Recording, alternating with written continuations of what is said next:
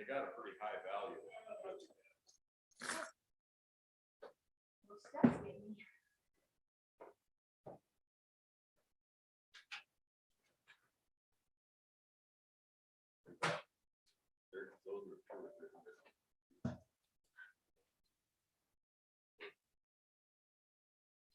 Right after all the guys.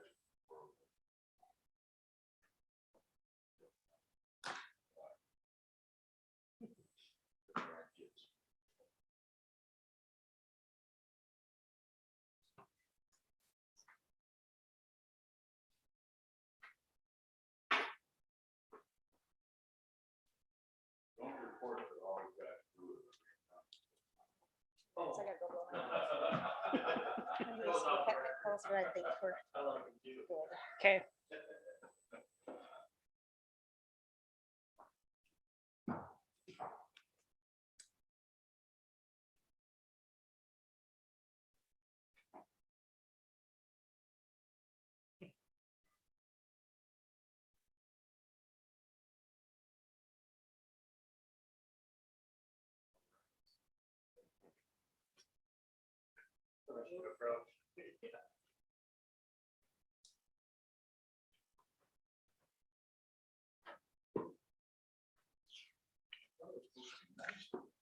Nice already.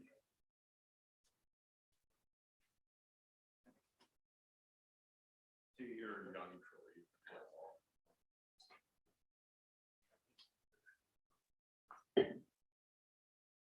Think back when you were in high school. Gary. Yeah, that's right. Wait, don't do it now.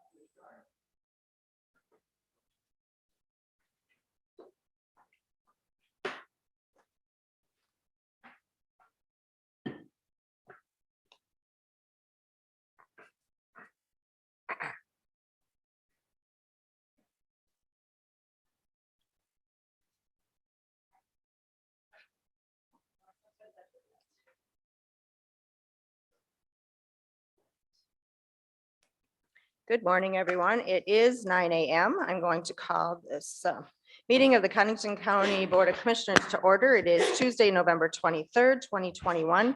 We'll start with the Pledge of Allegiance. And Carrie, would you like to lead us today? Allegiance to the flag of the United States of America and to the republic for which it stands, one nation, under God, indivisible, with liberty and justice for all. Okay, thank you for that. If you have a cell phone, if you would please silence it. If you need to take a call, if you could step out. And also we are streaming live on YouTube. Item number 2, call for public comment. We will still take calls from individuals on items that are not on the agenda for information only. Those 2 phone numbers are 882-6248 and 882-6297. And we will have those items at the open part of our meeting. Item number 3, conflict of interest items. Are there any of fellow commissioners? No. No. All right. Item number 4, on the agenda, I am going to move up. I can't think right now why it is. That's right? You're with Banner, we need to maybe move him up right after Carrie's presentation because there's another meeting that he needs to get to. Make a motion. So with to that, approve look the for a amendment. motion to approve the agenda. Motion by Van Dusen, second by Gable. All right, all in favor, say aye. Aye. Opposed? That motion carries. Item number 5, action to approve the November 16th, 2021 minutes of the Codington Board of Commissioners. So Motion by Johnson, second by Gable. All in favor, say, or any additions or corrections? Hearing none, all in favor, say aye. Aye. Opposed? That motion carries. All right, let's start with Carrie Johnston then with her report or presentation on the appropriate regional facility. And lead you. Morning, Carrie. Good morning, Carrie. Good morning. Sorry, it's Wayland. I had the wrong name. It's Wayland. I'm sorry. I knew it was a W. Yep.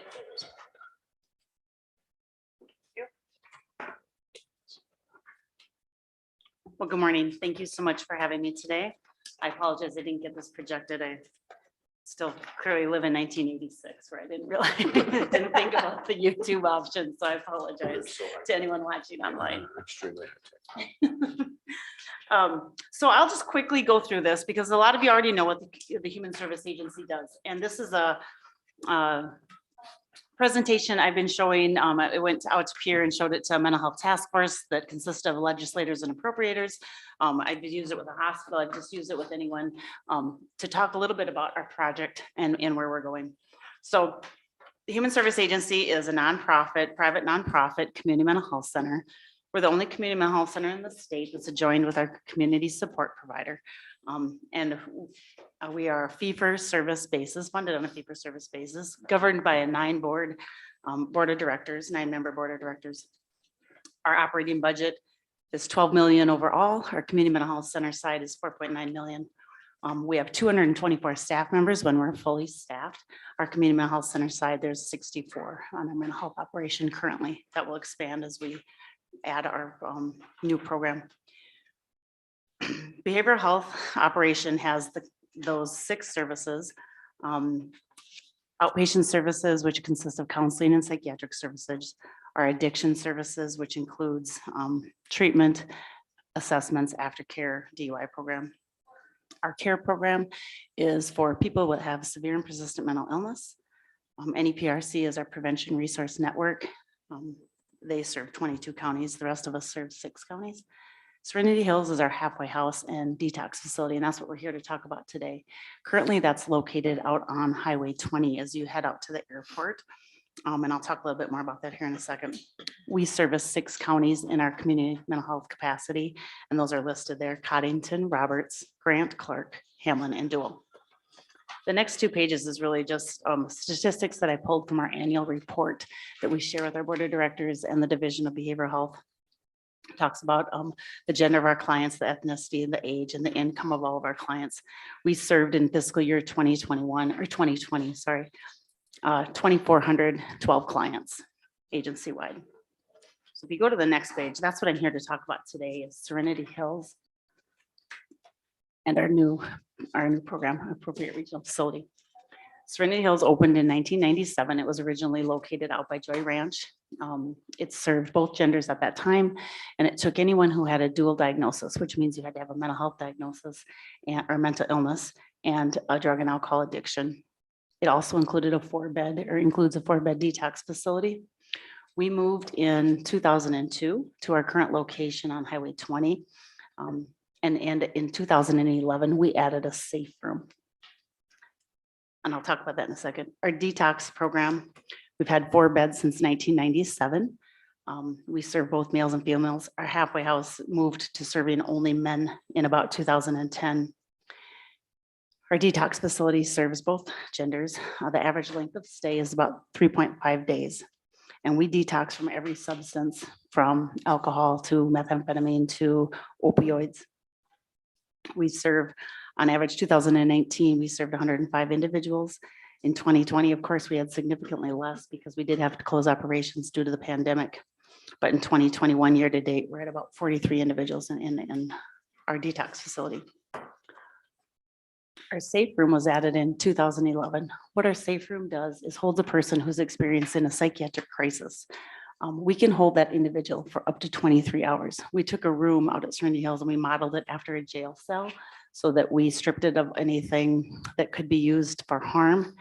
They have 1 TV in there and a bed and then a buzzer that they can ask for assistance or to communicate with our nursing staff. We hold people there, the maximum time, like I said earlier, is we can hold them only up to 23 hours in that capacity. At 23 hours, we have to determine what we're going to do. Are we going to voluntarily hospitalize them, involuntarily hospitalize them, or are we going to discharge them with an outpatient plan? You can see from the stats, we average about 106 people per year in that capacity. Most recently in 2021, so far we've had about 79 individuals, 3 of whom were voluntarily hospitalized, 23 were involuntarily committed, and 53 were released on an outpatient plan. The goal when we do an assessment for a commitment, a QMHP assessment, which is called Qualified Mental Health Professional, is to find the least restrictive answer. And so we try to send people home with an outpatient plan whenever we can. But again, that's kind of hard sometimes to ascertain in 23 hours because sometimes their crisis is not resolved in that time. If it's a personal, like a change of life crisis, or potentially they're coming off a substance. The next page talks about the national statistics for mental health, and you'll see that South Dakota has a lot of state hospital admits, more than any other state. The average length of stay is 11 days in South Dakota. It's 11 to 12 days. So that what that tells me is we're committing a lot of people down to Yankton, and they're staying a very short amount of time. Other states will show that there's less people in their state hospital and they have a longer length of stay because their mental illness is of such they need that long-term care. In South Dakota, we don't need that. And just a question on this slide. So I'm guessing that a lot of those admits are the same individual coming back, once or 2 or 3 times. Possible. Potentially, that could definitely be the case. Yes. So the solutions, and these statistics come from SAMHSA. The solution then is either mobile crisis care units or regional care facilities. And that's what I want to talk about today more than anything. In January, the Division of Behavioral Health came out with an RFP.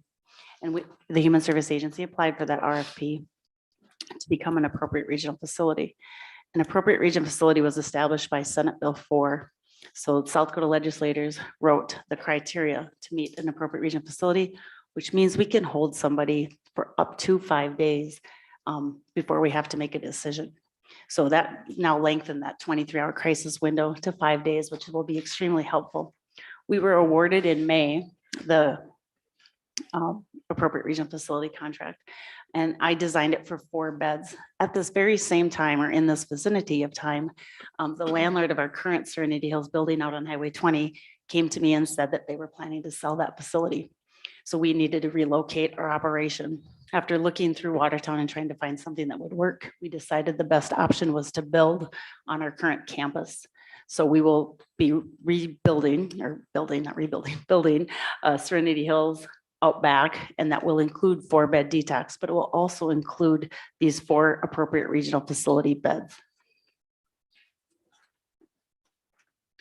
The next few pages are our projected budget for that project.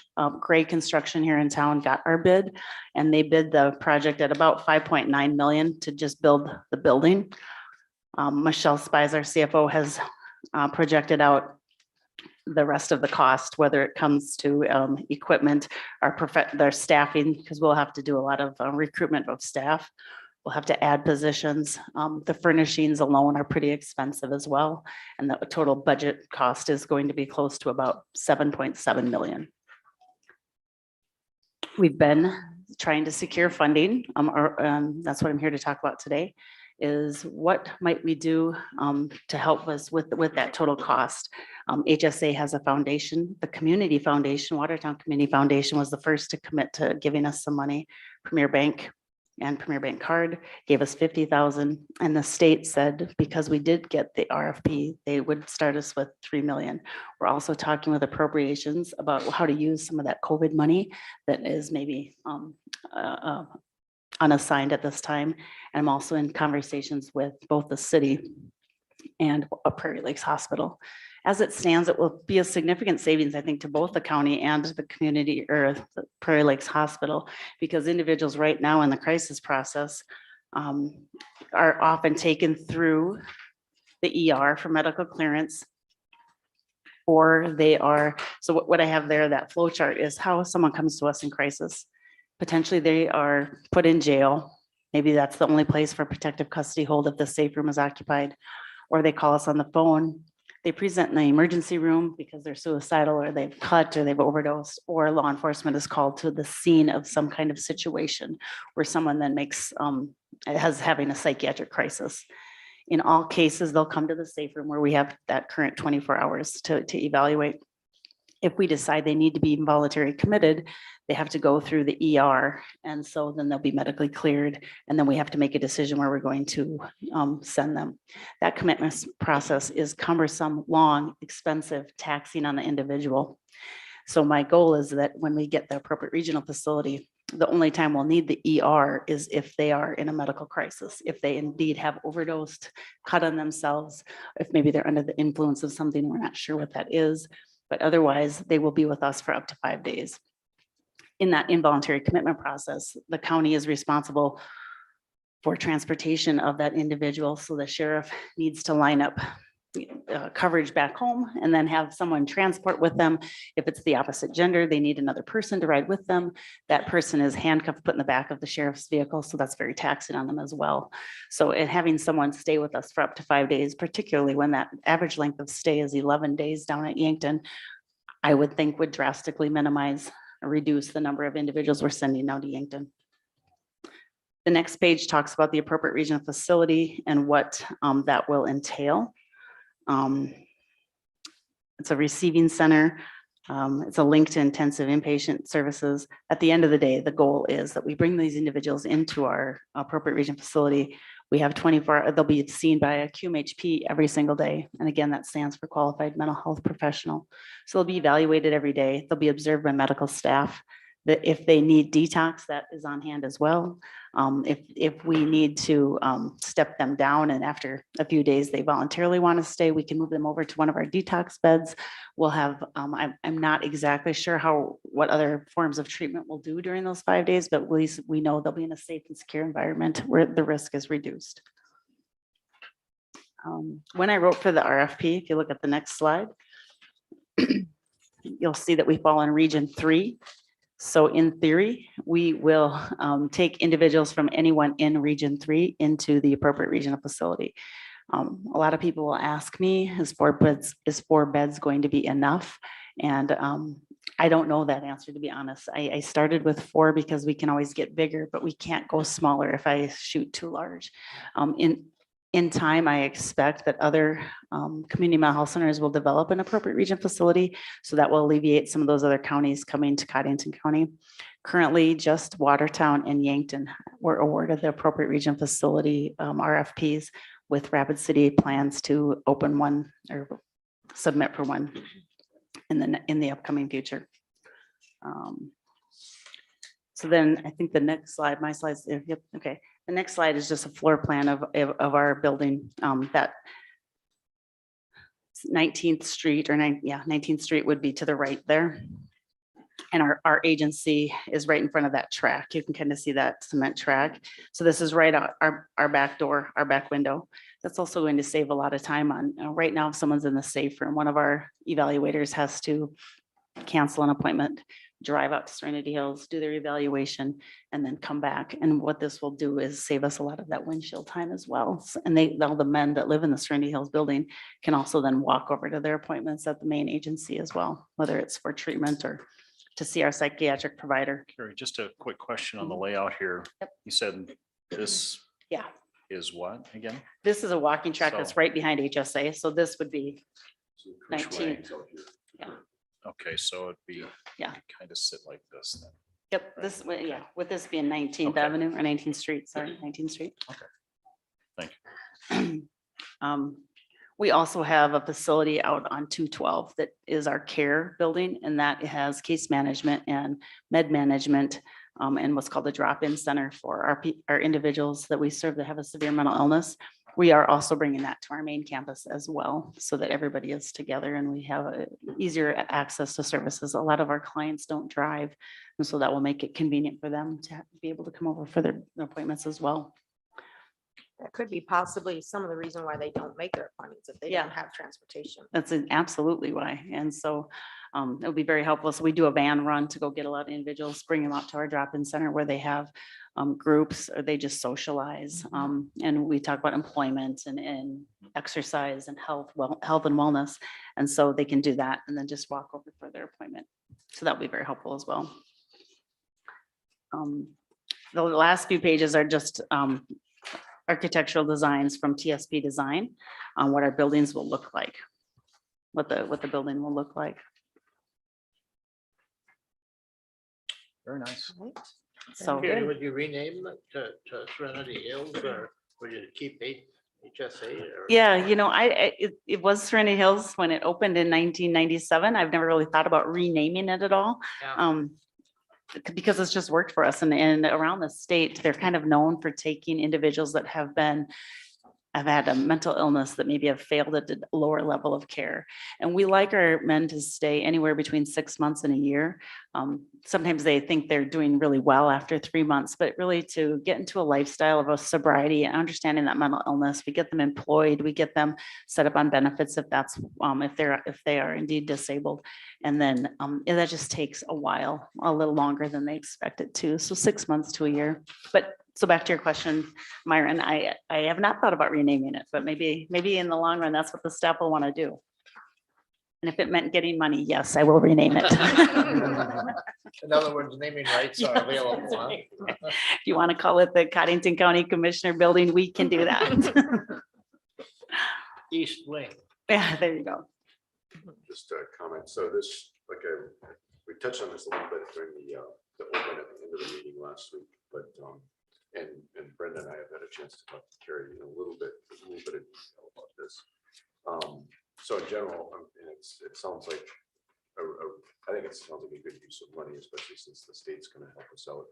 And it sounds to me like it could save, like you were talking about saving the county a lot of money. I heard you on the radio, I think, was it last week? Yep. And so talking about this, and so and when you talk about deputies having to transport, county sheriff's deputies having to transport folks between here and Yankton because of the lack of a bed in a safe room or whatever the thing is, that's going to be a lot of savings. And then hopefully we don't have to take people that are having just purely mostly a mental issue, a mental health issue to the jail. We can put them in a place that's an appropriate facility.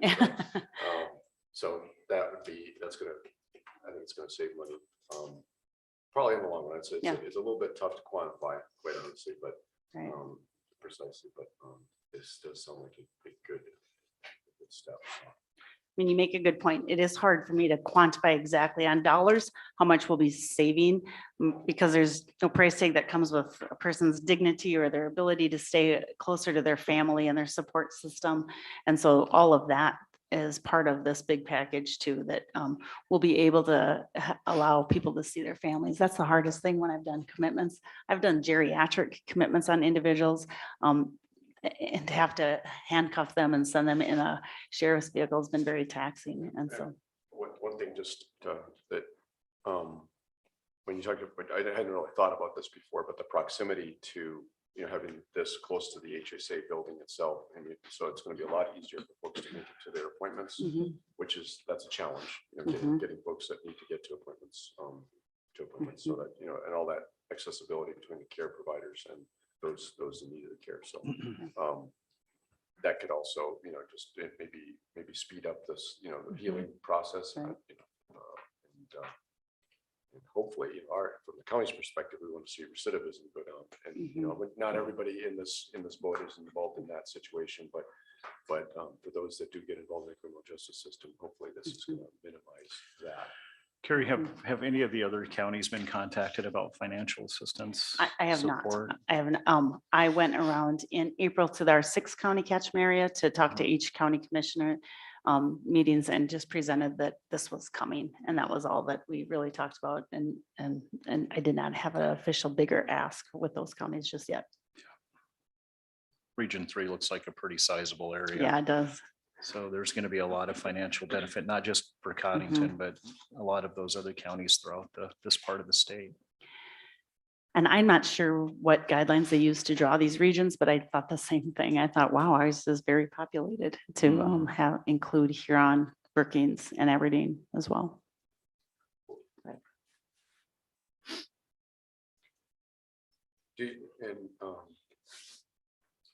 So, for example, Huron, so Beaton County would use this theoretically. Theoretically, yes. It will come down to if they have a person in crisis, will they want to continue to do what I think they've been doing and just take them down to Sioux Falls, which is probably a shorter drive than come up to Watertown, leave them for 5 days and then come back and get them. I'm not sure because I mean, also to be clear, we could still have a need to do an involuntary commitment down to Yankton. That would be if the person's mental illness was of such that we knew they had to go right away and they needed longer term care, or if after 5 days we still didn't feel comfortable sending them back home. So that is in there. But if you look again at the statistics, that on average, the length of stay down there is 11 days, I think that will still reduce it significantly. So what I think I hear you saying is that some of this slide doesn't always capture, like some of these counties don't show up on. Correct. On that. What the pie chart, that Yeah. is just our 6 counties. That's just our community mental health center services that we're contracted to provide. Yeah, so the ARC would have a larger catchment area, basically. Yes, So- yes. Yes. And that could be where that additional revenue is being generated for those additional counties as well. Yeah. I'm sure the state's looking at that. Going back to brick and mortar, do you have any gut feeling? And I've read all this stuff on CARES money, and is there any bit of light that we might be able to get some of that to help out? I'm hopeful. It's all up in the air yet, though. We know that. I feel like I think everyone is at the table asking for some of Yeah, those yeah. scraps to follow their direction. And so I did present, as did the CEO of the Community Mental Health Center down in Yankton, to the Mental Health Task Force that has a lot of appropriators on that. So state legislator dollar wise, I do feel like there is some that they could allocate in this direction. Last year, Senate bill, can't remember the exact number on it, 144, I think, they allocated 4.6 million for Rapid City to build theirs, and they are still in process of even applying to become an appropriate regional facility because they were starting at ground zero. And they also allocated 3.2 million to the link in Sioux Falls, which that actually, they have mental health services there in terms of crisis reception, but really that's focused on drug and alcohol and detox facilities, and they're linked with Avera as well. So I'm hopeful that appropriators will see that statewide, they want to make that kind of fair and equal to every community mental health center, to every appropriate regional facility. Also later today, actually, I'm meeting with Congressman Dusty Johnson to discuss what money they have left over. He had written a bill talking about what to do with leftover COVID money that's unspoken for and allocated, and he wanted to designate it for mental health reasons because the pandemic.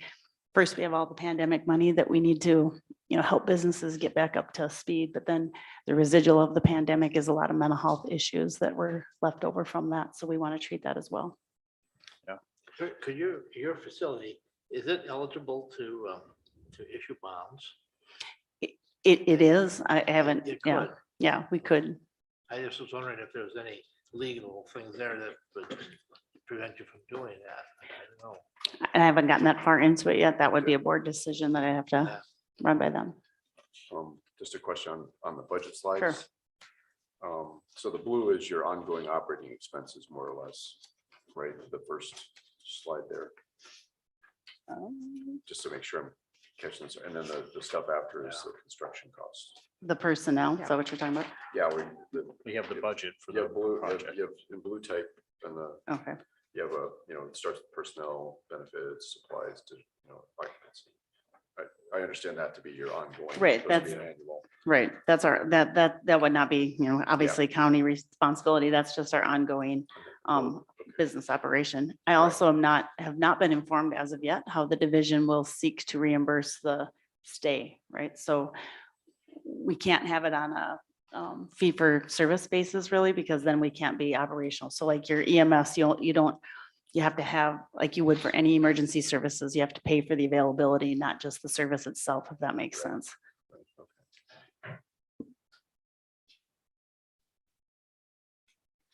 So are we at a point Yes. where you're ready to ask? Yes, we're at a point where I'm ready to ask. And as we said earlier, it's hard to determine an exact dollar amount in how much we're going to save the county. And so I don't have a clear dollar amount that I necessarily need to ask for, but I'm here to ask for what you guys can afford with your own COVID money left over and how much money that you think this would save the county as well. I think right now we receive from the county about $87,500 a year that goes towards our operating costs. A lot of that is for detox. And that's toward our bottom line we don't have emergency dollars. Otherwise, there's some state funding that comes through for that as well. But otherwise, when we do these commitments, it is largely just money that we don't see, yeah, right? So I had an individual, we wanted to commit down to Yankton, put her in the safe room. They didn't have room. We had to hold her in our safe room for 4 days. We received zero money for that. You know, had to observe her, give her, feed her the kind of basics for those 4 days. So I'm here to ask whatever the county could afford to give HSA for this service.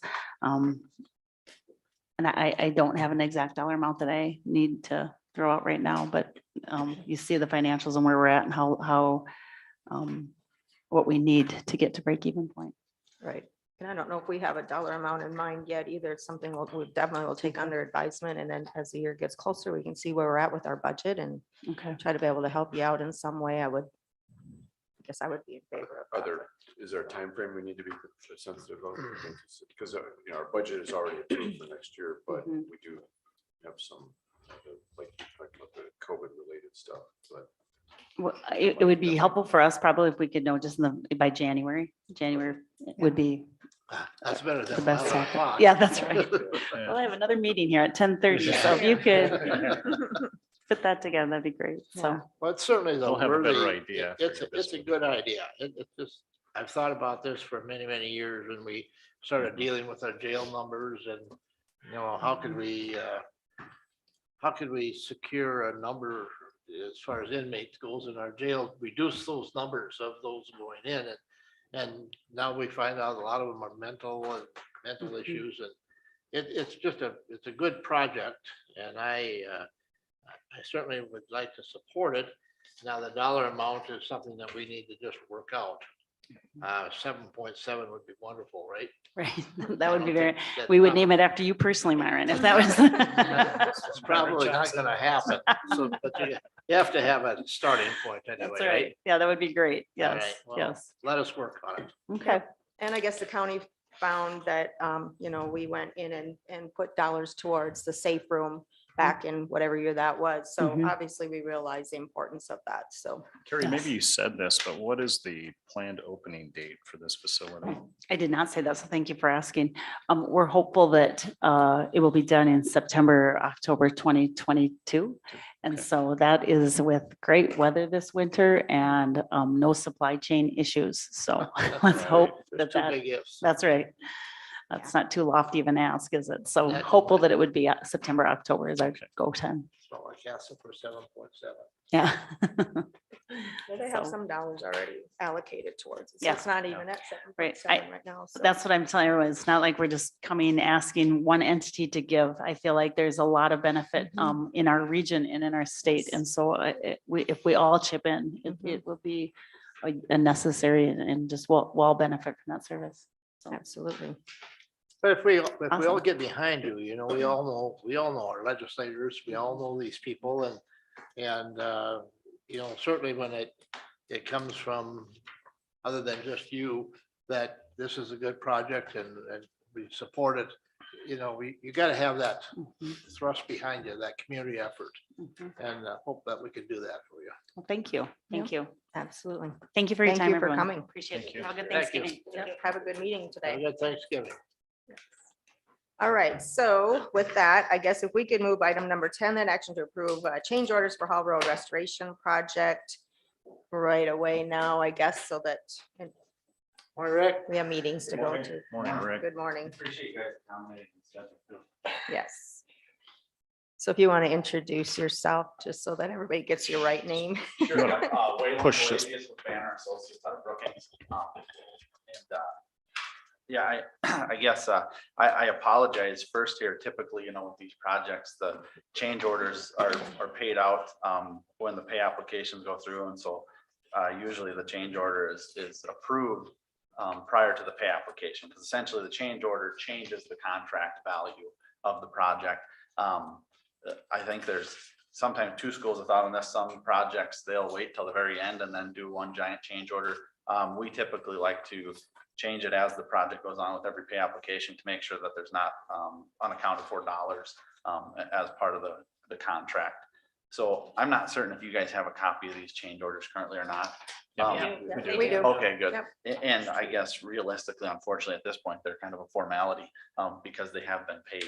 But I will, I guess, give you a description of what was incorporated in the change order. So, the change order number one, it increased, some bid items, full depth reclamation, base stabilization, traffic control signs. And then there was some applicable sales tax that was not included in the bid by the contractor.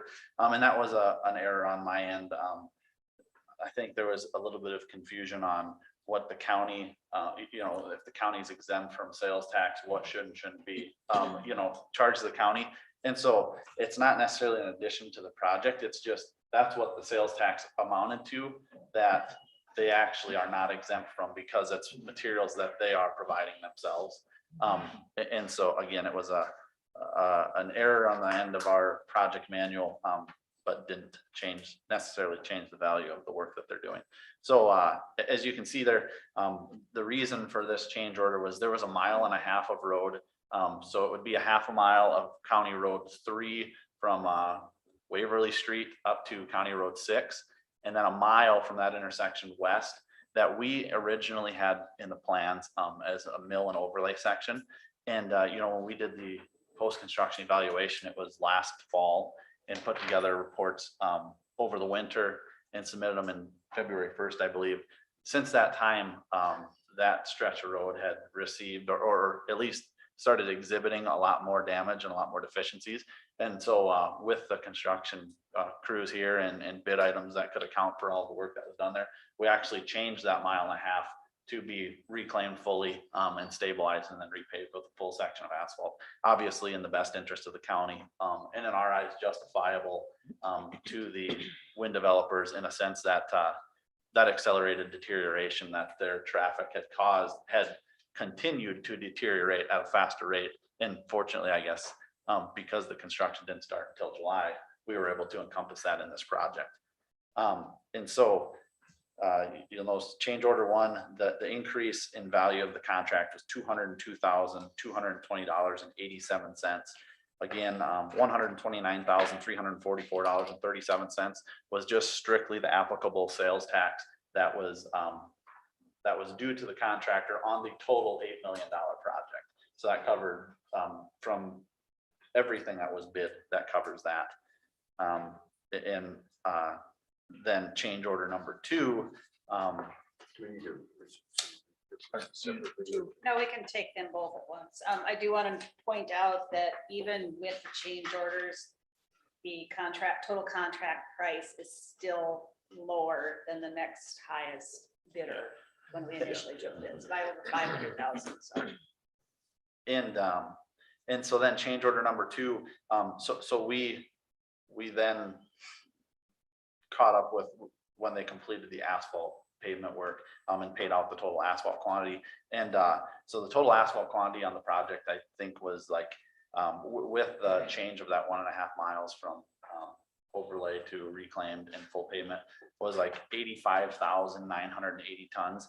And in the total asphalt used on the project was 86,000 tons. And so it was actually within 20 tons of that 86,000. And so we were very happy, I guess, with the contractor for working with us day in and day out to make sure that we tallied totals every single day and ensured that the quantity, that we thought was necessary to put on the roadway was actually put. So that's obviously in the thousandths of a percent of difference. So you'll notice the increase of 1,210 tons. Again, that was the difference in changing that 1.5 miles.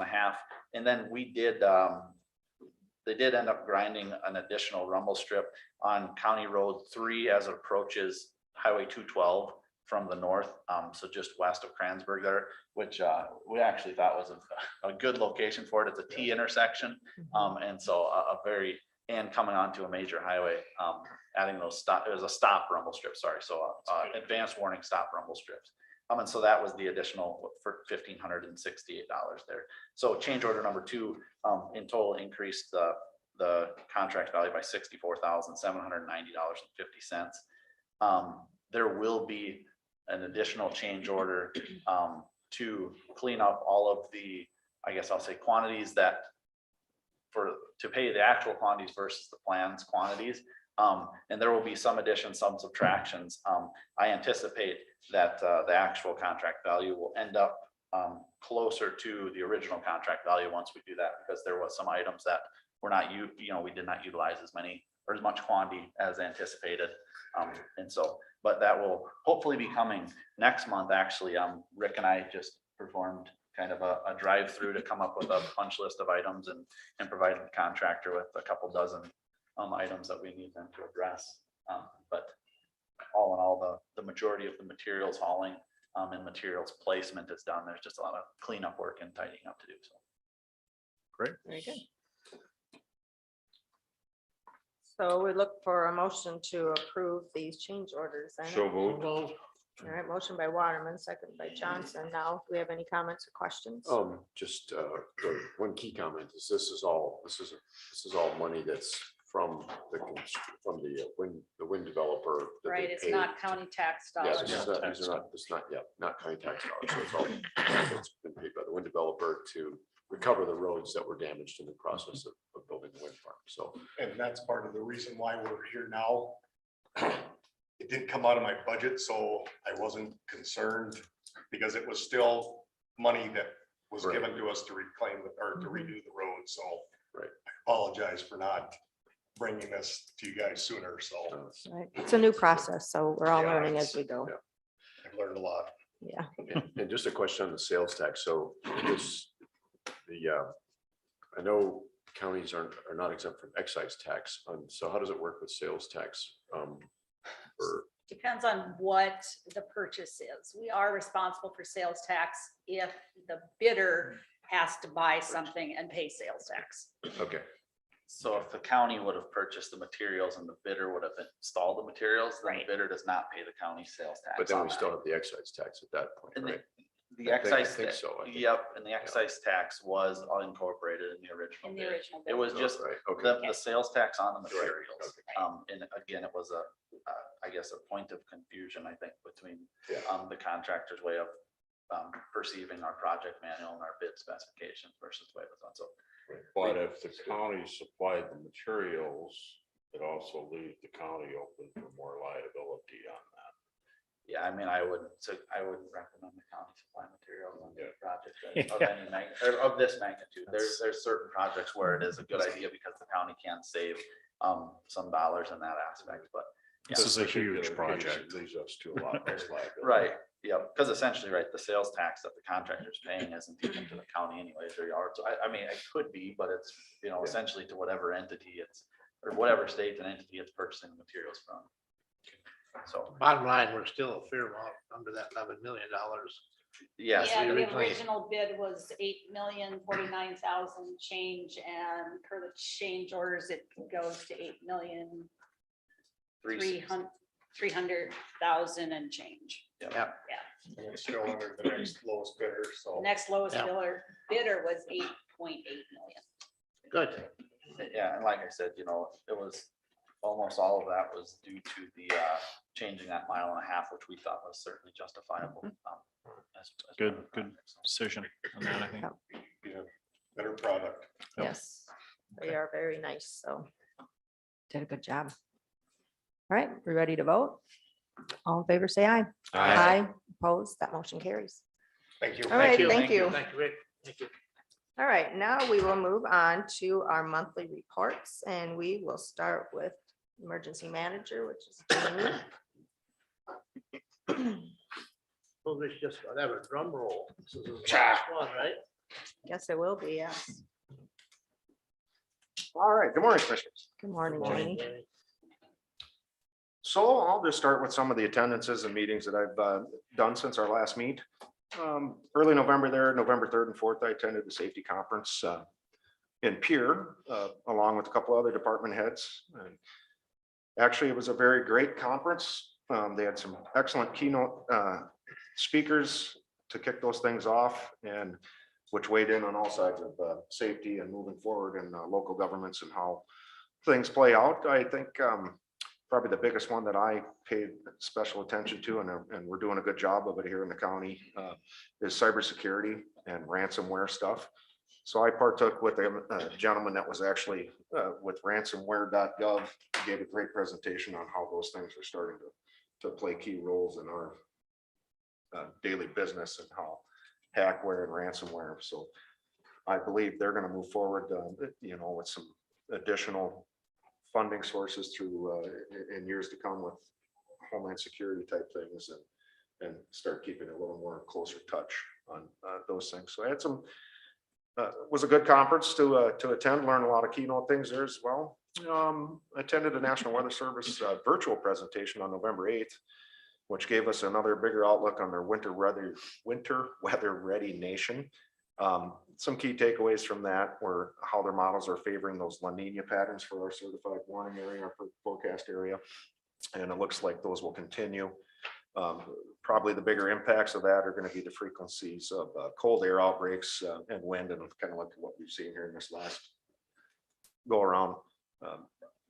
Those things remain as far as equal chances of precipitation on all ends with Clipper type systems. Their information and technology and some updating on how to use their websites for our local side of watches, advisories, and warnings is using resource and making decisions on whether to close or road hazards and safety PSA type stuff. So great partnership meeting that they held for all of us EMs.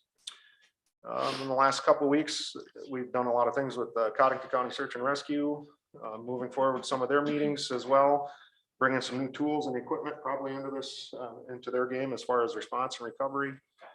Continue to meet with our community partners, meetings once a month, and also regional state coordinator meeting out of the Office of Emergency Management out of the state. This last couple of weeks, I've been working closely with our county highway department heads and staff on the closeout of disaster 4469 on County Road 82 and 101. That's moving forward with balance and checks as far as the Office of Emergency Management public assistance side. So things are moving forward there. Last week we held an LEPC meeting. A lot of things that came out of that meeting was we did adopt 5-6 weeks ago our hazmat plan, and the LEPC board adopted that as well. So that is now in play, and we also held an election of new officers, and it looks like that next meeting for LEPC will probably be March. Moving forward. Office, actually out of our state office, just this week, yesterday, we've received new printing equipment and some updates for our Salamander and our track apps. And what those are our credentialing cards for all responders, and including you folks, if an EOC or an active thing ever happened in disaster. So we've got some new technology there that's a little quicker, a little easier to use. That came out of our state office courtesy of those, and that's all part of our LEPG with our state counterparts. Last week also, I hosted a local area radio club. So the Lake Area Radio Club needed a spot for their monthly meeting. Typically they use the Salvation Army, but the holiday season, they needed a spot, and we also house a lot of equipment. They use us. I actually get a few every once in a while for storm spotting. And there's some equipment down there that just needed some looking at and how it works, and some updates. So we had a nice meeting down there with those folks. Learned quite a bit from those gentlemen how different things work in communication side of this world. So they're kind of a valuable tool on the public safety side in the time of need, more so on a communication center. If something were to go down, literally, I would say within a matter of an hour, they could have something set up. I don't know if you know, but and take over. So I'm a member of that group, a newly introduced member. But there are portable tower sites that can be installed down in Hamlin County as well. So those portable towers can be up in a short amount of time. It's just a matter of getting them placed. And yeah, it's nice. I went to one of those exercises in October where they did a backup call down. And I don't know if you were aware of that or not. But 30 minutes. Yeah, it's amazing. Portable towers on trailers and how they can provide communication in time of need. So it's the name of the group again. Lake Area Radio Club. Yep. Lark. Lark is what we call them. Yeah. So ham radio. They're amateur radio. Yep. Our hammers. And they've got some upcoming projects that they're looking forward to moving on. That's kind of what I took out of that meeting. They're a unique bunch, very unique bunch. KF0 HPM. Yeah. Okay. I don't know, but I do know it's LAR. Okay. Moving on, I guess I continue to monitor our county COVID numbers. County has seen an uptick in active cases this last couple of weeks. Our current active cases for Codington County as of November 22nd are now showing 255 active cases. We've increased by about 3 deaths from what I've been watching the last month to 87 deaths in our county. Currently, yesterday, they show 4 hospitalized on the Department of Health's website. Our vaccine rates continue to slowly increase, and we are just shy now of that 50% mark of residents receiving at least a dose of vaccine. Those numbers include first dose increments at 1,542. The second dose increments have now finished up a phase to 9,813, and those third doses are coming around with 2,624. Gives us that number divided out by their, they're still using the 2019 population status for our county. So we are just an increment shy of 50%. And that's where those are at. And I see there has been some questions in the last couple of weeks on where folks can get that third dose or booster dose. You know, this retail pharmacy side, those options are there. Prairie Lakes is there as well. But just reach out to those folks and contact them if you need that booster dose. So, and lastly, I guess probably the biggest thing I got for you is thank you for allowing me to serve as Codington County's emergency manager. And I wish every one of you a happy and Thanksgiving and a safe Thanksgiving. As far as that matters, a good holiday. So I will continue to assist in this transition of a new EM, and will serve as an on-call backup EM in any time of need. And I still play that game of search and rescue as well. So questions or anything you mentioned? Thank you for all you've done for us. Absolutely. Yes, Jamie's done a great job and we appreciate you for. Jamie, the tornado siren issue, Yes. was that resolved that we were? Not yet. There is equipment that I know that's on the city's hands. Okay. It's just a matter of getting it installed in our office. So that'll update a computer and update our outdoor weather siren systems. We work closely out of the office with the city fire department. They're kind of in charge of that, as long as the IT department with the city. All So, that stuff has been purchased and it's just yes, waiting for yes, installation. Those So, updates are coming, and installation will just be, and Okay. believe me, I'll be around because that's kind of a complex system, and whoever gets on the spot, we will train. So, okay, thanks. you bet. Let's hope we don't need a tornado siren for a while. We'll leave Speaking of that. outdoor weather It's an sirens, updated system. futuristically looking, last week I did set up with Hamlin County EM. March of 2022 will be March 28th and 29th. We did carve dates for weather spotting classes for this region. So Good, we got that carved and set with those folks before I leave. good. All right. All right. So you can Thanks, stick around for item number 13. Is that gonna work? We'll let Brad get his thing done and Luke on the way. Will Yep, that I'll work stick for you around. to stick around? Absolutely. All right, so we'll move on then to the sheriff with his monthly report. Good morning, Brad. Well, Brad, How's it going today? Good, thanks. How about you? Not too bad, not too bad. Pros, might as well pass me down each direction here. We'll get started with the monthly balance sheet for the month of October.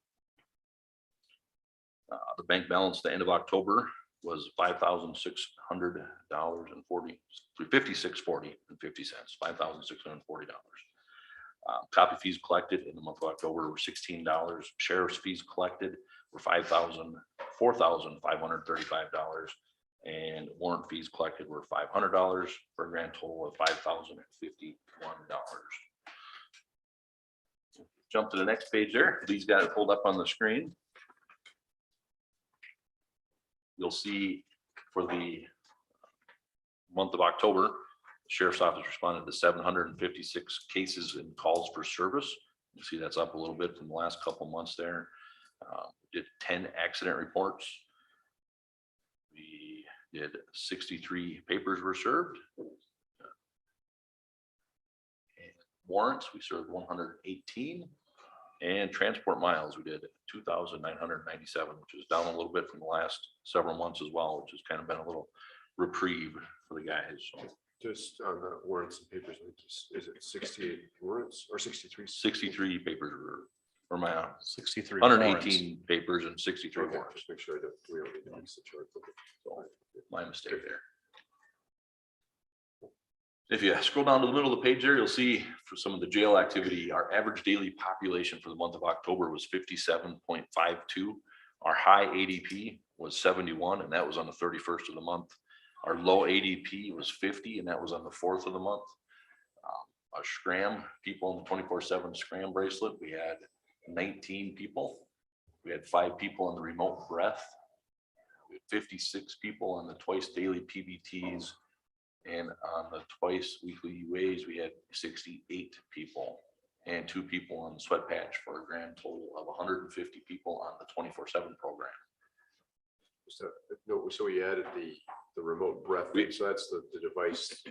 Is it on the smartphone or is it? It's like a separate device. thing? It's not on the smartphone. It's a separate device that you can, it's similar to a smartphone. Actually, it looks like a smartphone, takes your picture and video as you PBT. If you take it with them, it's not something they don't have to wear the bracelet on them so they can go on vacation and do other things. So some new technology. What do that's they out have to there. pay for that? I think that is off the top of my head, I think that's $5. It's actually $1 less than scram bracelet. So $5 a day. $5 a day. Yeah. And the other interesting thing just is the stability between the ADPs, the 2 months in a row. That's kind of interesting. So see what happens. Yep. Hopefully it kind of levels off. I'd like to see it go back down again. That was, look back in October of 20, we were at 43. So I think some of that was still due to some of the COVID numbers back then. So Yeah, because if you look at the year before, I bet it was higher. it was a lot higher the year before. Yeah. Jump on down, you'll see some of the fees that we collected for the month of October. In out of county contracts, we collected $11,318.17. Work release fees, we collected $1,040. 24/7 fees, $9,019. And scram fees collected were $3,766. Not sure why the other county contracts is so high compared to the other Yeah. months. I don't think it's just when we got the billings in from the other counties, because our numbers weren't that much higher. They've been staying average about 3 to 5 people in out county It's contracts. important, it's important to point out, this graph is about when things are collected, not when people are actually in the jail from other counties. So that's an important point. This is not a Christmas bonus or anything. Nope, not a Christmas bonus or anything like that. So, Well, if you look at September, that was way down, so it's probably just catch up. We're gonna And put on the next time. I'm not sure when the state actually sends us our payment for our parolees and the people that we hold for them. Mhm. I'm guessing that's not every month, so that might be something there too. So. Just a few things happening in the office here. We did have a deputy that hit a deer, did some damage to his vehicle. It was more than what we would typically just pay to fix, so our insurance is actually looking into that. It is getting fixed right now at Bernie's Body and Glass right now.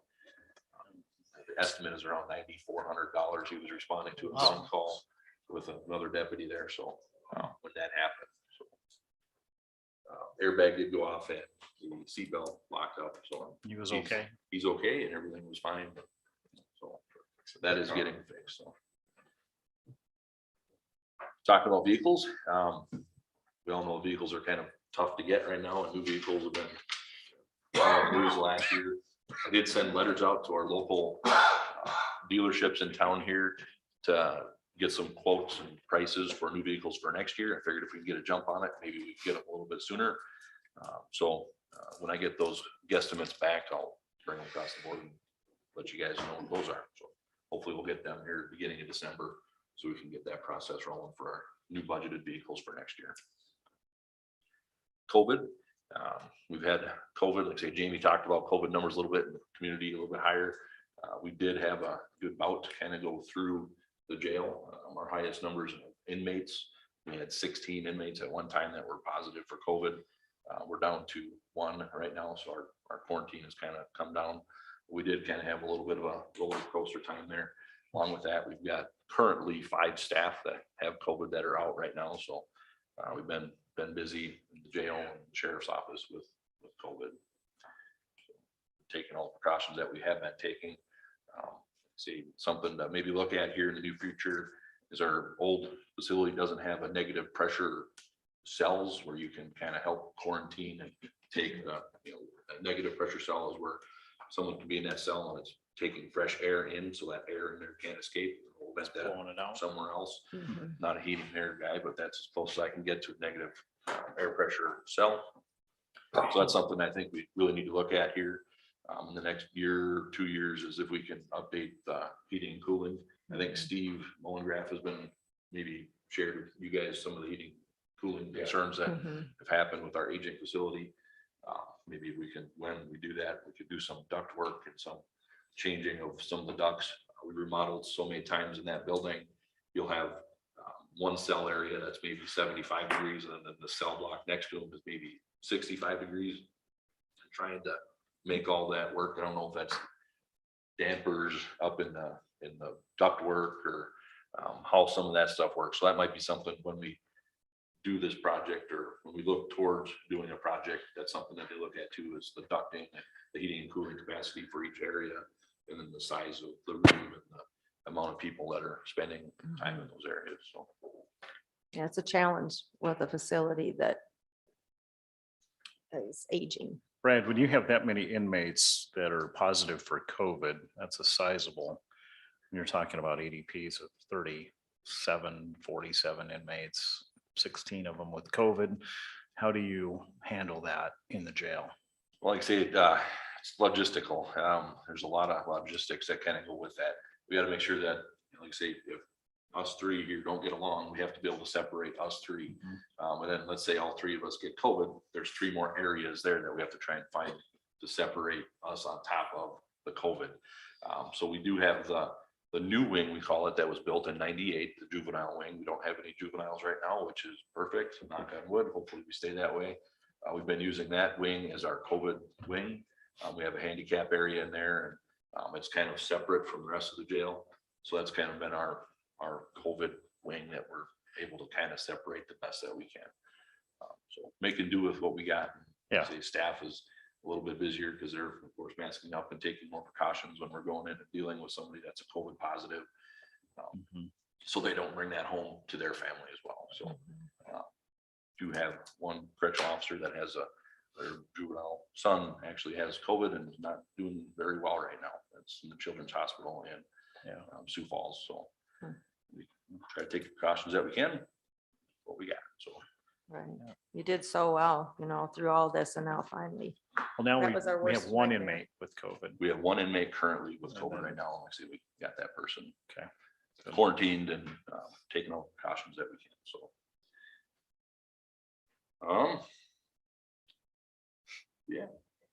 January, shot an email out to everybody. We have an ALICE training. Sheriff's Office is going to be hosting an ALICE training for all the county employees, January 11th or 13th or something like that. Off the top of my head, it's a Thursday. We're doing a morning session and an afternoon session. I would urge everybody to attend, or all the department heads to try and get their staff to one of these trainings.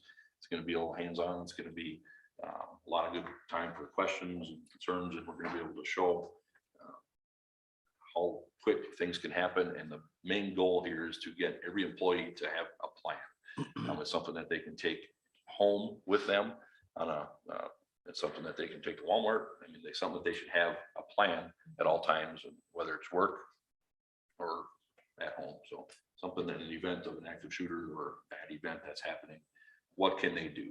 So just kind of get them thinking a little bit, get their creative juices working. So Right. I appreciate you doing that for the employees. It's important, like you say, Yep. even off work time to have that information. So, yeah, Just the right people, shows what's ALICE stand for, the abbreviation for the benefit of those watching? So oh, you put me on the stand here a little bit. it's not a- It's not a alert, limitation. lockdown, inform, counter, and Evacuate. evacuate. Yeah. So So active shooter training. basically. it's essentially an active shooter training to, Since you sent out Get that the plan. email a while back, have you had a fair amount of response? I have, I've kind of worked with some of the department heads that are working. I have had some good response. So I'd like to encourage you guys to encourage the rest of the department heads to try and get their people to it as well. That's why we had 2 different classes. The morning is 8 to noon. We'll probably get done around 11. We leave a little time in there for questions and whatnot. Then the afternoon starts at 1 o'clock and goes to about 5 o'clock. Again, there'll be a little bit of time in the afternoon for questions and whatnot. So Does this get reported to safety benefits? Is that one of the perks? I mean, not perks, one of the reductions in our premium cost? Does this count towards It- that? that's a good question for actually you, Cindy. I'm not sure. Okay, I would- We definitely could. Okay, Yeah, it's a good possibility. It might be something we're checking into. okay. Let them know that we're. Yeah. pushing I this. know what Yep. I can, yes. Okay, well, yeah, and I know we have We- had a roster sign in before, yeah. Yeah, we'll have, like every training, we do Yep. document who's there and whatnot. So Okay, that's something that I can get to you if you want to check with them. That's yeah, I will. a good Yeah. idea. Yep, I will. Yeah, yes. And I would say we would highly recommend that everyone attend that training. Yep. Yep.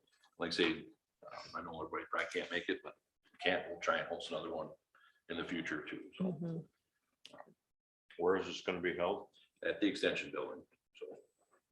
Yep. Last thing I have on the list here, Operation Christmas Tree, Christmas Cheer. Every year we have a sheriff's office, since I've been in office, we've been trying to do a event where we can kind of get back to the community a little bit, and kind of get your staff and kind of get everybody involved a little bit. This year we're doing Operation Christmas Cheer. And what this is gonna involve is, we're gonna try and collect some new items and give these little gift packages to our nursing homes and our assisted living centers.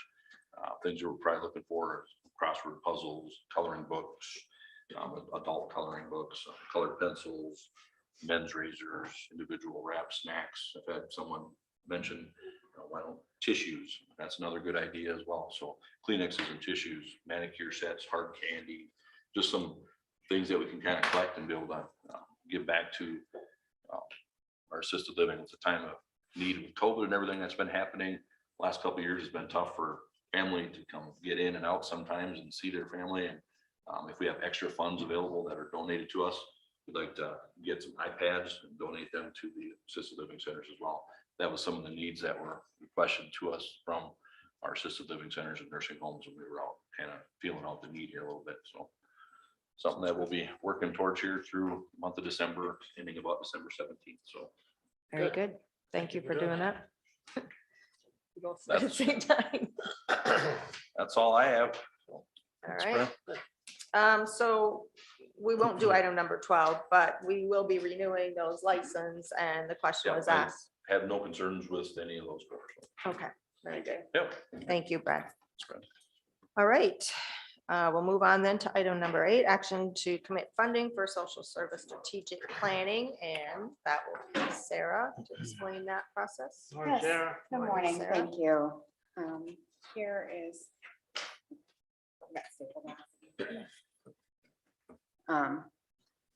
Yeah, they kind of got in different orders.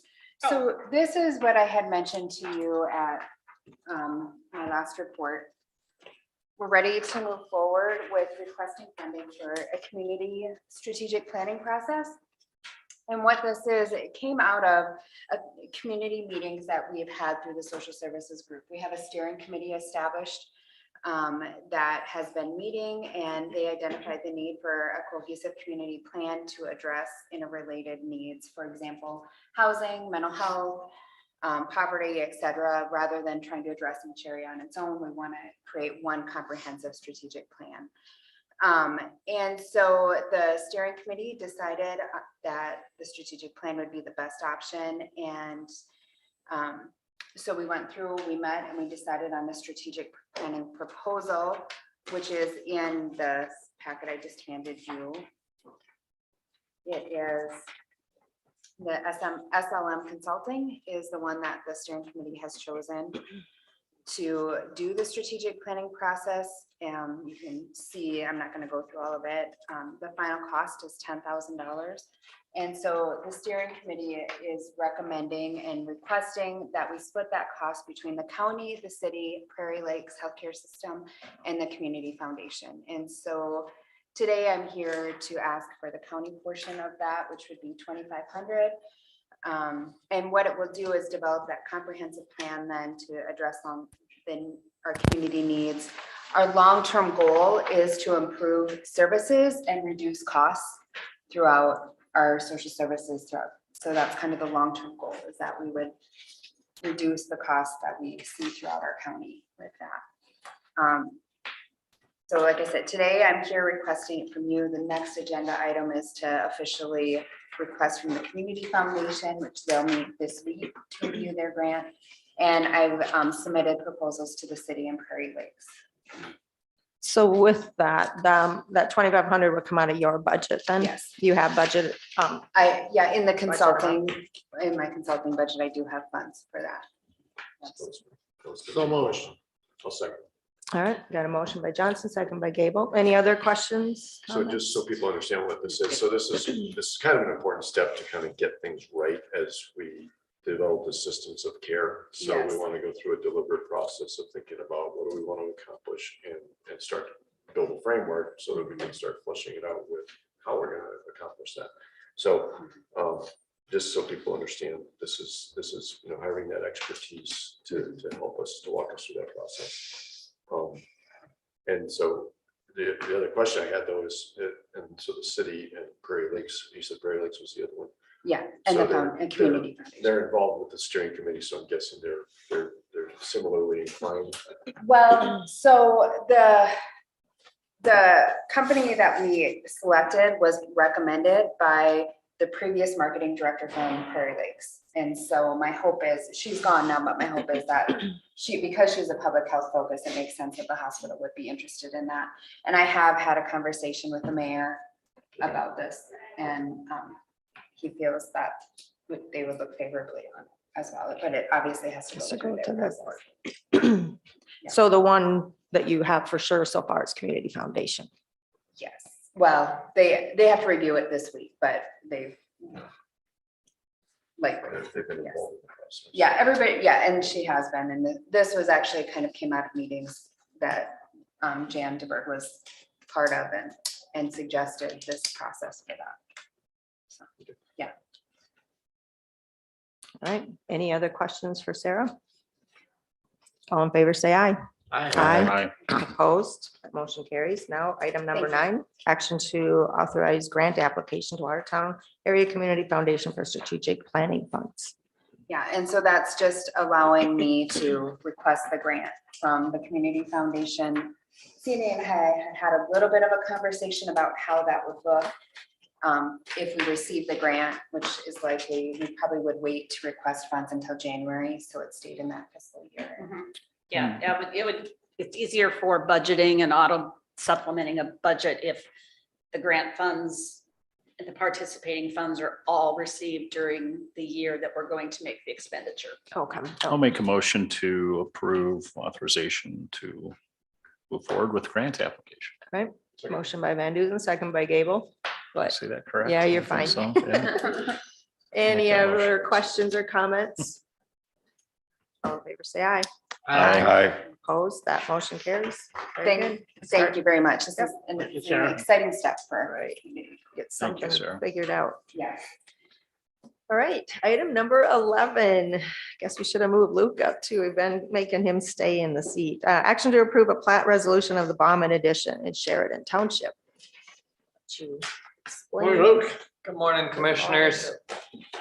This plat, as he said, is a plat of Bauman Addition in the southeast quarter, of section 32 in Sheridan Township, straight south of Watertown on 81, 1, 2, 3, about 3.5 miles, and then we go east a mile and then back to the south again. What's going on here is they're looking to buy 21 acres that surrounds their house is what's going on. So they currently have about 20 acres and then they're going to buy 20 acres that surround it. And on the next slide there, if you want to show it there, Lee, it shows up a little bit better. It's a goofy shape, but when you look at it, you can see what's going on there. Basically what he did is he bought the unproductive land around his farm site that's more or less grassed waterway and that sort of thing on it. And The farmer didn't really have much of a need for it, and he wanted some land around it, so that's what we're doing. Planning Commission recommended approval. However, two things that do need to be noted on that are that, one, this is a floating piece of property in the middle of a quarter. So it does not have access to a road. So what they had to do, and they took care of it on the face of the plat, says that their ingress and egress to Bauman Addition shall be granted through Junso Addition, and that is owned by the person who's buying the property. I don't love that, but it's actually, you know, for now, that works out. It more or less just indicates that those two properties have to be transferred together in the future. Secondarily, is that this is a 21 acre parcel. There are not building rights to it as it's composed today. So we would have an agreement and recommendation at Planning Commission. I was going to put together an agreement that indicates that there would be no building rights to this 21 acre piece.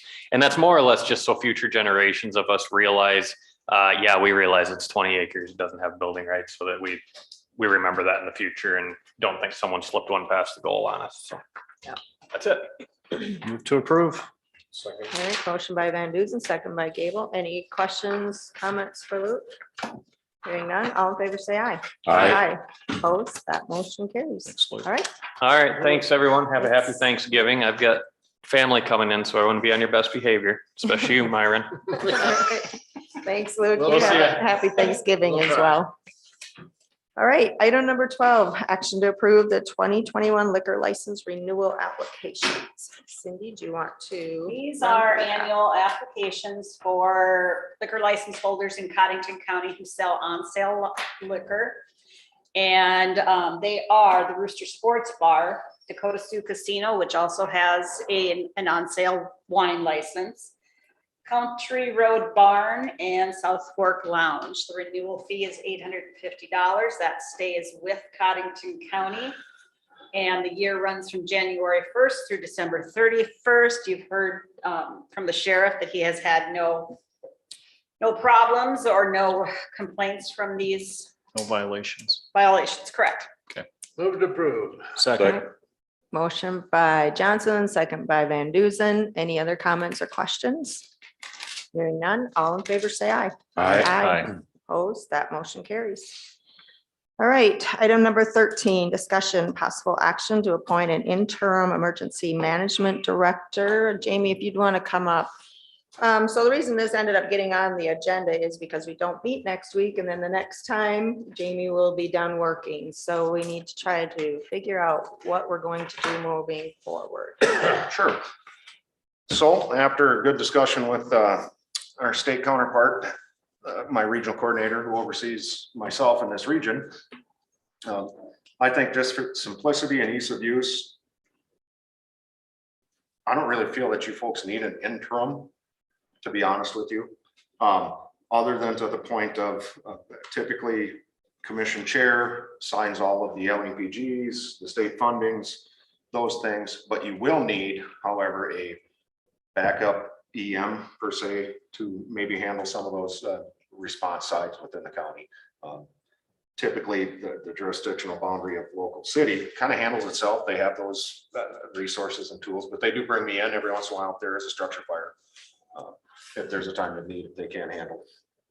So with that said, a backup EM, normal values, how it's worked, gets 3 hours of pay as a backup EM. Now that current backup is the commander of the search and rescue team in time of need, and the emergency management office county secretary as well. So she has handled those things for me. But typically how those play out is just a comp time scenario. And I think during the course of the day, and we've had a discussion with her, if she's willing to do that. But she would end up using the county truck after my departure, December 2nd, which I think would be a valuable tool for her if she did get called out. So, but yeah, she would consume that on-call status basically during the course of the day. Nothing really. It's in the budget. We've always budgeted for a backup EM.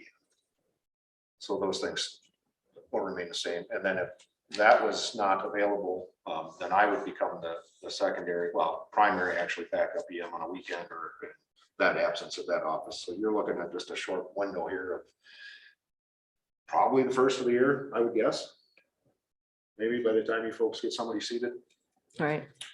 So, and then moving forward, the continuation of the normal business routine stuff for checks and balances just needs a signature on daily bills, you know, which aren't a lot. It's your phones, your cable, your utilities, your rescue stuff. That EM secretary channels all that stuff by the budget line items and feels that it only simply needs a signature, just as a discussion with my regional manager. The county chairperson, again, there would probably be that go-to if we need that check and balance, or the auditor. So those things. It could be a conflict because Brenda has to sign each voucher as the chair. Mhm. And then she'd also be signing as approval for the department. So we might have to work something out there.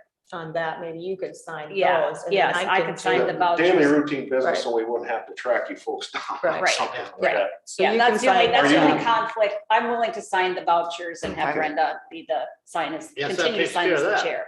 Yep. Okay, No, that sounds. it just good. wouldn't, I don't know that legislative audit would appreciate Brenda signing in both Mhm. places. That makes So, sense. okay. That's fine. Okay, so I'll So- make a motion, but I'm not really sure just what the motion is going to say.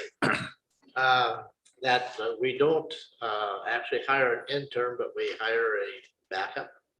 We wouldn't really You'd just be hire, naming the secretary, and she's qualified. She's Okay. a Class B candidate. In the last year and a half, I have taken my EM secretary to many scenes. Yep. And she wanted that capability of learning that, you know, and there's something that could be reevaluated again if you need to name a deputy or. That's just exactly what I wanted to say. so So, Sherry will be the on-call, then the And primary. there's no action needed there because she already She already acts is. as on call, but you need We, for Jamie. to, the motion needs to state who's gonna be responsible for day-to-day office signature. I don't know, do you want to call it interim or not? Somebody should. I think you should, Yeah, yeah, and to so, handle the daily paperwork that the secretary is not allowed to handle or authorized to handle. doing the government part. Right. So then the state said who is supposed to be, they recommended The chair, the The chair. chair typically signs off on those things. Yeah, You know, but but there's not a then, lot of bills that come through my office. right. And it's not just the bills, but it's like if anything else would come through the state, I have his State contact. emails and stuff, and typically those things are all associated with that EM secretary because of the regional coordinator that puts that out to us. Right. Everybody's CC'd on those things, the primaries. The larger communities have a secretary. Brown County is one, Codington County. They have these things in place for backup systems. So question, Madam Chair. So if we say Sherry as she's currently the backup, Yes. so. On but call. she's on call, so the- she's, basically on she's call. not considered the backup. She is an employee of the office who has been assigned to do on-call duties as Okay. needed. We're talking about on-call. Well, we're talking about two different things. Right, First, we we need are, to designate a Right, that's what I'm person. trying to say. That- On-call should not change. We still have Larry Howard. We do, but he is wanting to take a step. Step back. away. We would have to Okay. add Jamie to that on-call list. So he's the only one that's not, Okay, well, all right. yeah, because you will be off this December. What's your last? day? How does that work? So we're retaining, Jamie's leaving, but we're retaining him as a county employee? Just, Only as an just on on-call call. status. Same thing as On-call Larry. So status. it's not really a county, he's just on-call status like Larry Howard. Yes. So it's So between the Sherry three of could them. not be available for What we on-call budget duty. for- You have to have somebody. Sure. Yeah. Yeah. And you would Commissioners, be, we budget for 3 hours of on-call status to the equivalence of $60 an hour for Larry Howard as being a backup EM. Now, additionally, if he was to get called out, then the compensatory clock kicks on for additional hours at $20 an hour. That is what we budget for. That is what Jim is. So whether they get called, whether it's needed or not, they get 3 hours. Correct. $60. $60. If he's on the on-call For a status. total of 180. No, right? just 60. Just 60 for No, on-call. no, If he just gets called for additional, then per it's, day on-call Okay, yeah, status. yeah. Okay, so initially it'd be $60 for 3 hours. Okay. Okay, I'm more than willing to take that spot. I had a good discussion with Larry. He's got some other things going on with his lifestyle, as other things going on with his families. I said, I'd fill that void, and I'm absolutely happy to fill that void. I know that now that I've learned it. Right. So first we need to figure out who's gonna be the person that will do the paperwork, whatever comes up with the state. That would not be Sherry. So it's kind of an interim, but not really like total emergency manager, but interim individual government person to do the government work. So if it's just a matter of, we're sure to still help prepare the paperwork, you would have to. sign She would do Yeah. the normal secretarial duties. Okay. Or you can, Cindy would sign. Is that- No, it would, can't be send. as a department head, I just. I'm just doing the vouchers. Yeah, she's just Yeah. doing the She vouchers. does the vouchers. She's doing the vouchers. Yeah. It's just to Okay. work with the state if anything comes up, so. Okay. So basically, the motion is gonna be something like effective December 2nd, is that? when- Yes. Yeah. Yep. Then the chair is designated as interim EMD until the next person is hired. Yeah. And Jamie is added to the backup list, basically. On call, Or on call, yeah, sorry. In the absence. yeah, in the absence of, yeah. We'll add him to the list with Sherry and Absence of- Larry and Jamie. Primary. In absence of the secretary or something. Absence of the primary on call. She does handle on call for me when Larry's absent, so, and just did it last week. Have you got that, Cindy? I How will. many times did Larry get called out last year? 4 to 6 maybe, Okay. honestly. And typically, this time of year, you're coming in, what are those challenges on an on-call line? A fire, Weather, weather is probably a big one that's current right now. Right now, things are hopefully. quiet. So it'd be action to appoint the chair or to authorize the chair to act as interim EM manager and to appoint Jamie to on-call status until the hiring of a new EM. Is that all right? Sounds good. You said that very well, Myron. I know, just the way I wanted to say it. I'll second Larry's. So Myra made it, Lee seconded. Okay. Thank you. Any other Cindy. discussion, questions, comments? Hearing none, all in favor, say aye. Aye. Opposed, that motion carries. You did Thank you for say doing that, this, Jamie. you did say that this was the temperature for Christmas Day. I hope so. I'd love that to be, that we're looking at 40s. So today's gonna be beautiful. Tomorrow, not so much. Yeah. Thanksgiving Day looks to be the coldest, but then it kind of rebounds again. So, no, pleasure to do that. Appreciate, Let's make yeah. this as easy as a transition as we possibly. Thank you. Yeah, appreciate Jamie helping us out to You do bet. this on-call portion, so. All right, item number 14, action to approve claims for payment.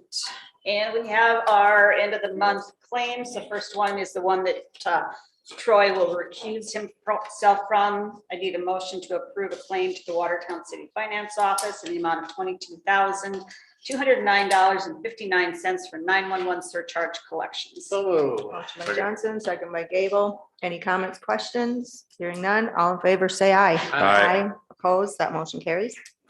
And the other three are our credit card bills and one claim to Sioux Valley Co-op. There was an underpayment when we paid bills on the first bill date in November. So we're paying Sioux Valley Co-op $795.61 out of the highway budget for LP gas.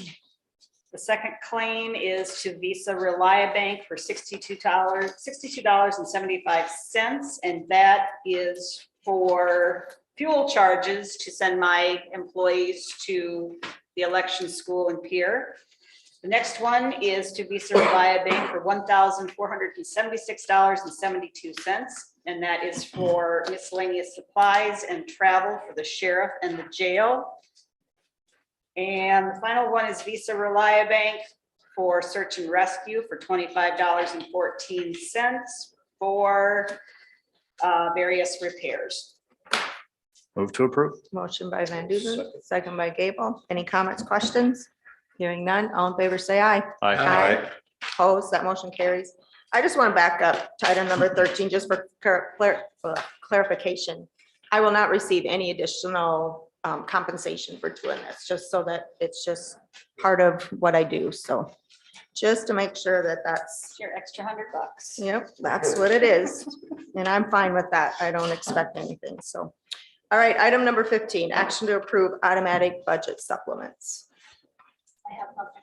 All right, item 16, personnel changes. Nothing for 16 or 17, I'm sorry. All right, public notices, possible quorum of commissioners. We do not meet next week, so this takes in 2 weeks.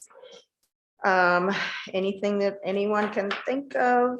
Well, it might be a little bit far fetched, but we do have the lighted parade coming up after Thanksgiving. No? Covers a large area, but Yep, that could be something. Yes, I don't. The first, will we have a Republican meeting possibly? So we're supposed to. Yeah, So so maybe. we'll put that out there Oh, just in right. case. Yeah. Okay, other than that, I didn't have anything. Okay, old business, is there any? All right, how about new business? How about for the open? I do have a question for our HR director. You can come over here, Natalie. I'm just curious about how because the closing for that EM director job is tomorrow. I'm curious about how applications are coming in and Yeah, because I've good had a lot of question. interest in that. Yes, I haven't had a chance this morning to talk to Cindy to see if she's gotten any locally in the office here that have been dropped off yet. No. Mhm. Okay. But I would say there's probably been about a half dozen, four to six, I'll have to double check, but that have come in through the job service locally. Mike Jennings is the contact there. And then we had posted it on Indeed, if you remember. Mhm. And there's been 30 plus probably that have come in through there. So Okay. we have a lot of applications. I have not even started reviewing them yet because I just wait till everything closes and then we'll Right. get the hiring committee involved and stuff like that. Perfect. But yes, I think there has been, and interestingly enough, a lot of interest from out of state. Out of state? Mhm. Okay. Yes. Which I don't know if it's just because that people are looking to move to South Dakota because of, our current climate, as far as like, obviously less rules in some places and different things like that. Well, that's I exciting. haven't had that we conversations, have like I a said, with the large candidates, so I'm not sure, number. but one of the questions on all of them is like, are you willing to move here, obviously for the job? Mhm. And we're not offering to pay moving, expenses for anybody or anything like that either. So they have all said yes. So, yeah. Yeah. Perfect. Good. Yes, good question. Thank you. Yes, you're welcome. Do we have a need for exec? I would say, yes, we should confirm what our hiring process is going to be under personnel for this Under position. personnel. Okay, all right. Just one quick thing, Madam Chair, on the open or Sure. business, I guess. Just, we had a meeting for the JDAI, the Juvenile Detention Alternative Initiative, last Tuesday, just to let people know what's going on. So we have as the sheriff mentioned, we have a very low juvenile incarceration rate, which is good. And a lot of that's due to those efforts, both in terms of juvenile detention alternatives and, very careful screening on the part of the law enforcement and the judge means that's involved in making and trying, doing the best not to incarcerate a juvenile offender.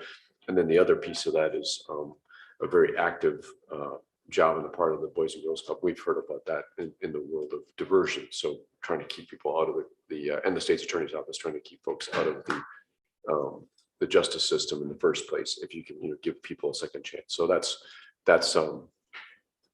going, and there's a lot of discussion about some of the details of the processes. And so it's making progress, I think. But it is it's getting into the details of how do we handle specific things and, what are the specific criteria, for example, to determine if somebody's a success or a failure in diversion. So just to let you know that that's going on. Very good. Anybody else have anything? Thanks for for the your work open? on that. One thing I forgot to mention with the liquor license applications, this board approves them and then they go to the state for further checks. So just because we've approved it doesn't mean it's automatically going to be renewed. that will be, the final say will be with the state to make sure the vendor has sales tax up to date, has all their sales tax numbers they need and everything like that. So, So do we hear back from the state then if they've all been approved? no, I usually just hear back if they're not. Okay. And they do send the state does send the license directly to me, and then I send it out to the Oh. vendors. So, Okay, so you do know in the end, then, Yep. basically. Okay. Very good. Okay. All right. So I guess we're ready to go into executive session under number 1. Move to approve, to move into executive session. Motion by Van Duzen, I'll second. second by Gable. All in favor, say aye. Aye. Opposed? Will we have anything after? No, nothing. No action. No action after. All right, very good. We are